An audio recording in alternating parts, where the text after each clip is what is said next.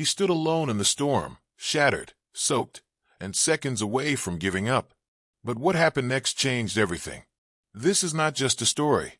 This is the moment a broken soul discovered unshakable strength. Stay with me, because by the end of this video, you will never doubt yourself the same way again. The rain poured like a curtain of needles. Cold, relentless. Each drop struck his skin like a warning. He stood alone beneath a flickering street lamp. His shirt clung to his body, soaked, heavy, like the weight of doubt pressing against his chest. The alley was silent, except for the echo of dripping water. His breath steamed in the air, trembling with fear. His hands shook, not from the cold, but from the voice inside him. You are not good enough. You will fail. You should walk away. He closed his eyes. The darkness behind his lids was deeper than night.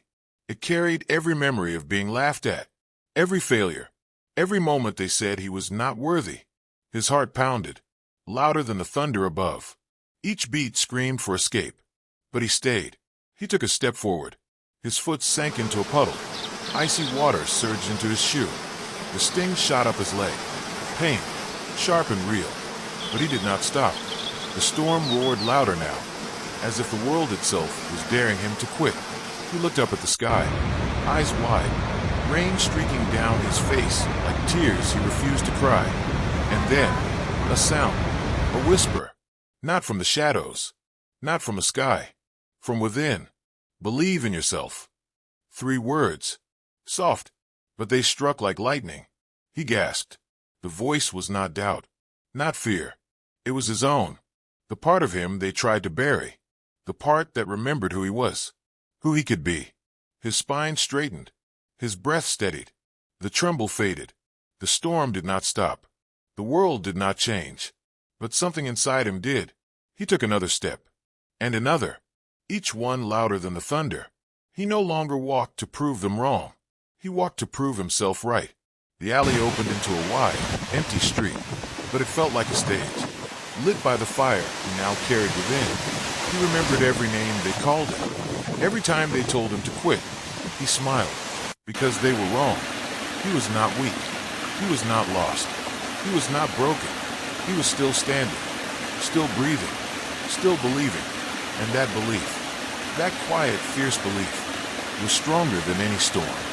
He stepped into the open street, rain still slashing down, but it no longer felt like an enemy. It felt like baptism, a cleansing, as if every doubt, every insult, every failure was being washed away. His shoes squelched as he stepped, but he did not care. The cold air bit his skin, but he welcomed the sting. It reminded him that he was alive, that he had survived. The city lights shimmered in the distance, blurry through the curtain of water. They called to him.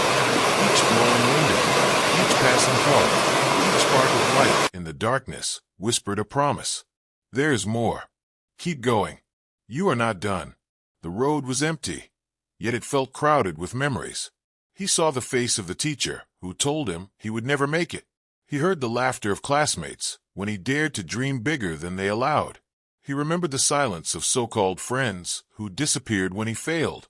But none of it stopped him now, because he had found something they never expected. He had found fire in his lowest moment. He had found strength in his breaking point. He had found belief not in the world, but in himself. The street curved ahead, leading into darkness. But fear no longer controlled him. He welcomed the unknown, because he knew that everything worth becoming lived on the other side of fear. A memory flashed. The day he stood on stage, hands trembling, voice cracking, as he tried to speak his truth. They had booed. Some laughed. Some looked away. And he had felt so small, so invisible. But tonight, under this storm, he felt more powerful than ever, because he was not running from that boy anymore. He was walking with him, protecting him, raising him up. He whispered aloud into the night, I see you. I believe in you. And the wind seemed to carry that promise back to him, stronger, clearer, real. He thought about quitting, about all the times he almost did. That night he stared at the mirror, hollow-eyed and numb. That morning he sat on the edge of the bed, unable to move. The days when hope was too heavy to lift. But he was still here. Not because it was easy. Not because someone saved him, but because something inside refused to give up. Something deeper than pride. Something more stubborn than pain. He felt his heartbeat steady again. Not calm, but sure. Sure like roots digging into the earth. Sure like mountains that outlast storms. The rain began to slow. Drops fell softer, more spaced out, like the storm itself was growing tired. But he was not. He was just getting started. A car passed, its headlights flashing across his face. In that moment, he caught his reflection in the store window. Not perfect, not polished, but alive, present, changed. He did not see failure. He saw fire. He saw grit. He saw someone who had been told to stay down, and stood up anyway. A soft laugh escaped his lips. It surprised him, but it was real, because he finally understood something they never taught him. Belief is not about being certain. It is about choosing hope in the face of doubt. It is about showing up when every part of you wants to disappear. It is about standing still when the world pushes you to your knees. It is about hearing that voice inside you, the one they tried to silence, and letting it speak louder. He passed a broken sign, half-lit, humming with faulty electricity. It blinked, sparking, and in that flash of unstable light, he saw himself clearer than ever. A fighter, a believer, not perfect, not invincible, but unstoppable. Because pain had not broken him, it had built him. Because fear had not frozen him, it had forged him. He looked ahead again. The street stretched forward like a path no one else could see. It was not marked. It was not easy, but it was his. Each step forward now felt like a promise. Not to him, not to the world, but to himself. I will not quit. I will not break. I will not let doubt define my destiny. A gust of wind blew through the trees, shaking leaves loose. They fell around him like confetti. Nature's applause.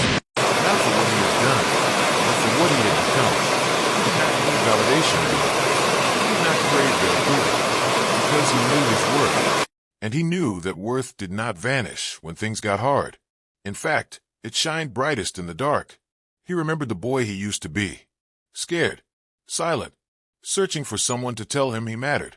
Now he was that someone. He would speak for that boy. He would rise for that boy. He would believe for that boy. The rain finally stopped. Clouds parted slowly, revealing the stars. Faint at first, then bold, bright, brilliant. He lifted his chin and breathed deeply. Cool, clean air filled his lungs. His shoulders relaxed. His eyes locked onto the horizon. This was not the end. It was not even the beginning. It was the becoming. The transformation forged in discomfort. The truth uncovered in silence. The power discovered in pain. He smiled again. Not because everything was perfect, but because he finally knew. He did not need perfect. He only needed belief. And that belief, now rooted deep inside him, would carry him through storms, through shadows, through every locked door, and every burning bridge. Because when you believe in yourself, even the darkest nights become a path to your brightest dawn. He stepped forward, the echo of his boots pressing into the wet pavement, each step a silent thunder beneath the now quiet sky. The storm had passed, but its energy still pulsed in his chest. It was no longer a force against him. It was a part of him, stitched into the fabric of who he was becoming. His breath flowed steady now, deep and grounded, the way a mountain might breathe if it could. Around him, the city was slowly stirring, lights flickering on, the distant hum of life returning. But he moved through it as if he had already crossed into another world, a world where he no longer asked for permission to exist, to speak, to dream. He took that right now. With each breath, each motion forward, the cold clung to his clothes, but his blood burned with purpose. His hands, once clenched with fear, were open now, relaxed at his sides, ready to receive whatever the world would throw at him next. There was no more hesitation in his step, no more second-guessing in his eyes. He had walked through fear and found that it was made of smoke, not steel. It had no edges sharp enough to cut him anymore. He had faced a version of himself that had been shaped by rejection, by ridicule, by silence, and he had not run. He had listened. He had held that broken version close, and in that act of acceptance, he had begun to heal. The street ahead was unfamiliar, yet it felt like home. Not because of what it looked like, but because of how he had changed on the inside. Home was no longer a place. It was a feeling. It was that deep inner knowing that no matter what came next, he would not betray himself again. He would not shrink to fit someone else's comfort. He would not wear masks to be accepted. He would speak, even if his voice trembled. He would walk, even if the road cracked beneath him. He would rise, even if no one clapped for him. A gust of wind swept past, catching a newspaper and flinging it through the air. It slapped against his leg before tumbling down the sidewalk, and he watched it spin. The headline was half legible, some story of loss, of tragedy, of another soul swallowed by the noise of the world. But he did not look away. He saw it, just like he saw everything now. His eyes no longer clouded by fear. He saw how fragile people were, how much they needed someone to believe in, how easily hope could be lost in the world.